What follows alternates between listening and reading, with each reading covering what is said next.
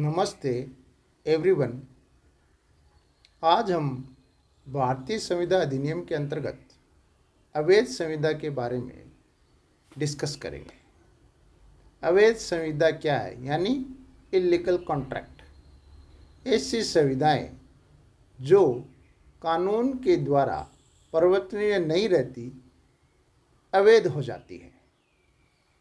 अर्थात जब किसी संविदा का उद्देश्य या प्रतिफल विधि विरुद्ध होता है तो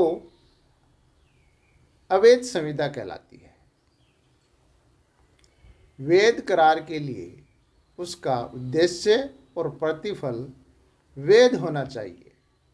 जैसा कि धारा 10 में बताया गया है कि सब करार संविदाएं हैं यदि वे संविदा करने के लिए सक्षम पक्षकारों की स्वतंत्र सहमति से किसी विधिपूर्ण प्रतिफल के लिए और किसी विधिपूर्ण उद्देश्य के लिए किए गए हैं और उसे अभिव्यक्त रूप में शून्य घोषित नहीं किए गए। इस प्रकार किसी करार को संविदा का रूप धारण करने के लिए अन्य बातों के साथ साथ उसे के उद्देश्य एवं प्रतिफल विधिपूर्ण होना आवश्यक है।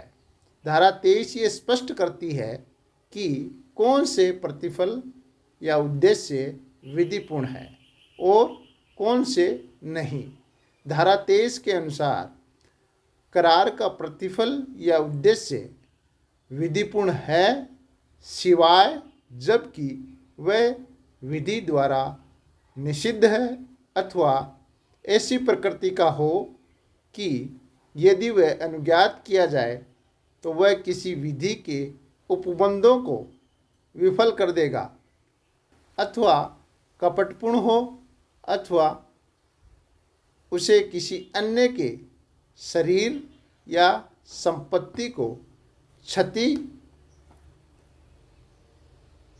अंतर्वलित या विवक्षित हो अथवा न्यायालय उसे अनैतिक या लोकनीति के विरुद्ध माने।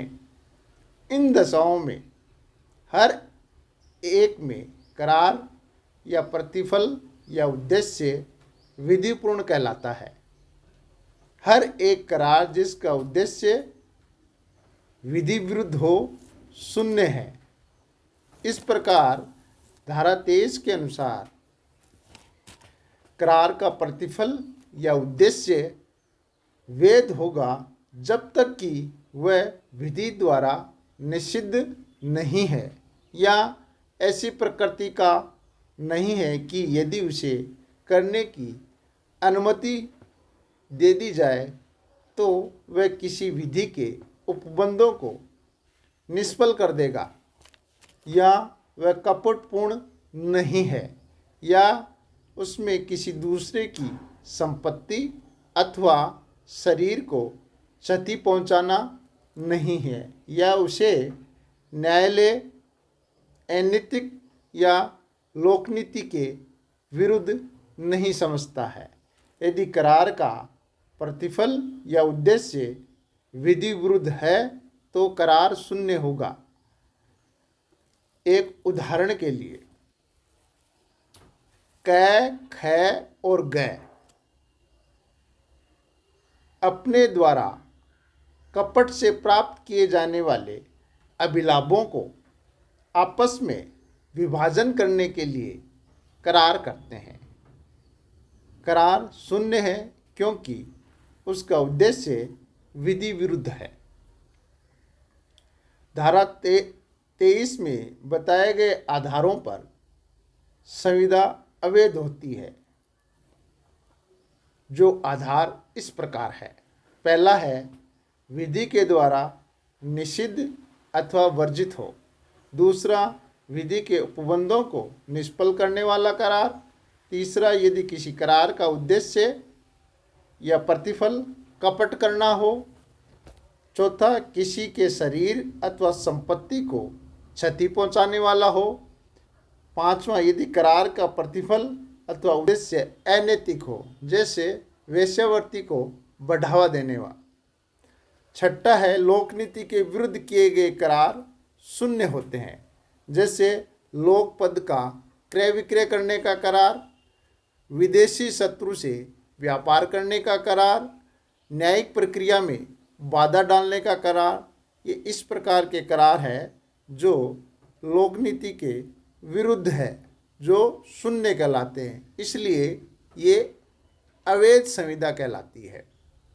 अवैध करारों के सांपार्श्विक करारों को कभी परिवर्तित नहीं कराया जा सकता। अवैध करारों के पक्षकार दंड के भागी भी हो सकते हैं, जबकि अवैध करारों का क्षेत्र सीमित होता है।